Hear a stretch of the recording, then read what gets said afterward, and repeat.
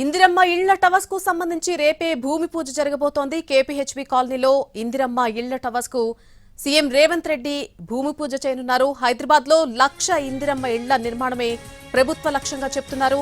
పేద మధ్యతరగతి వర్గాలకు అందుబాటు ధరల్లోనే 1,00,000 ఫ్లాట్లు నిర్మించబోతున్నారు.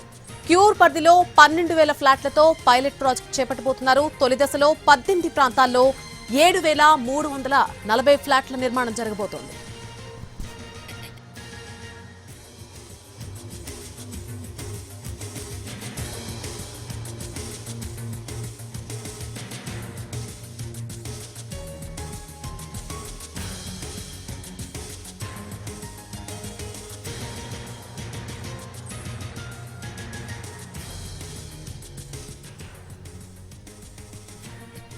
ఇందిరమ్మ ఇళ్ల టవర్స్ సంబంధించి రేపు భూమి పూజ జరగబోతోంది. ప్రతిష్టాత్మకంగా చేపట్టనున్నటువంటి ఇందిరమ్మ ఇళ్ల పథకానికి సీఎం రేవంత్ రెడ్డి రేపు శంకుస్థాపన చేయనున్నారు. కేపీహెచ్బీ కాలనీలో ఇందిరమ్మ ఇళ్ల టవర్ల నిర్మాణానికి ముఖ్యమంత్రి భూమి పూజ చేయనున్నారు. ఈ అంశానికి సంబంధించి పూర్తి అప్డేట్ మా ప్రతినిధి చారి అందిస్తారు. చారి, తెలంగాణ ప్రభుత్వం హైదరాబాద్ లో ఉన్నటువంటి నిరుపేదలైనటువంటి వాళ్ళకి ఇల్లు ఇవ్వాలి అనేటువంటి ఆలోచనతో ఈ పథకాన్ని ప్రారంభిస్తుంది.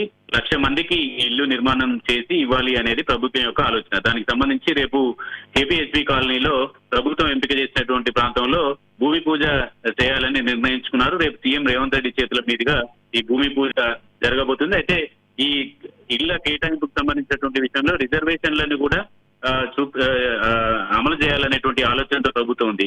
ఎస్సీలకు 14%, ఎస్టీలకు 5%, బీసీలకు 16%, ఇలా దివ్యాంగులకు 5% లెక్కన రిజర్వేషన్లను కూడా అమలు చేయాలనేటువంటి ఆలోచన చేస్తుంది. అలాగే ప్రభుత్వ ఉద్యోగుల్లో ఎవరైతే అవుట్ సోర్సింగ్ వాళ్ళు, క్లాస్ 4 వాళ్ళు, పారిశుద్ధ్య కార్మికులకు సంబంధించినటువంటి వాళ్ళకు కూడా 10% రిజర్వేషన్ కల్పించేటట్టుగా ఈ ప్లాట్ల అలాట్మెంట్ జరగాలి అనేది ఆలోచనతో సీఎం ఉన్నారు. అందుకు సంబంధించి భూమి పూజ రేపే ప్రారంభమవుతుంది. అక్కడ కేపీహెచ్బీ కాలనీలో 480 ఇందిరమ్మ ఇండ్ల ప్లాట్లకు సంబంధించినటువంటి నిర్మాణాలను ప్రతిపాదించారు.